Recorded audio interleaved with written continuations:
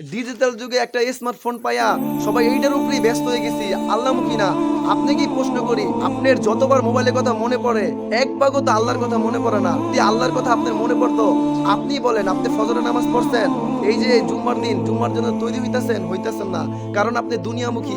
এই মোবাইলের নেশায় যত থাকবেন তত আল্লাহর থেকে গাফিল হইবে। মারও নামাজ নাই, ঝিয়েরও নামাজ নাই, বাবারও নামাজ নাই, ছেলের বউরও নামাজ নাই, পর্দা নাই, ছেলেও নামাজ পড়ে না, আল্লাহর হুকুম মানে না, খায় দায় ফুর্তি করে, পোষা পায়খানা করে। এটা কি একটা জীবন? আল্লাহর হুকুম নাই, আল্লাহর কোনো বিধান নাই, আল্লাহ রসুলের কোনো সুন্নত ধরে নাই। এটা কি একটা জীবন হইতে পারে? বাবা মা, ফ্যামিলি, আত্মীয় স্বজন সবার উপরে নামাজ পড়স, আজকে নামাজ পড়ি না। এই মোবাইল হলো ফেতনা জমানা। ফ্যামিলি 5 জনই মোবাইল নিয়ে ব্যস্ত, কেউ দুঃখ কেউ বুঝে না, কেউ ভালো কেউ বুঝে না। আইসাই মোবাইল, কাজে যায় মোবাইল, ঘুমায় মোবাইল, খাইয়া মোবাইল।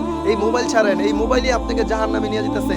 এই মোবাইল জানি আপনাকে জাহান্নামে নেওয়ার কারণ হয়।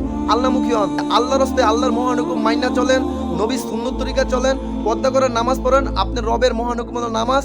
আপনার নবী যখন দুনিয়াতে চিরবিদায় নিবে তখনও বলতেছিল, ইয়া উম্মতি নামাজ নামাজ, আমার উম্মতটা নামাজ ছেড়ো না।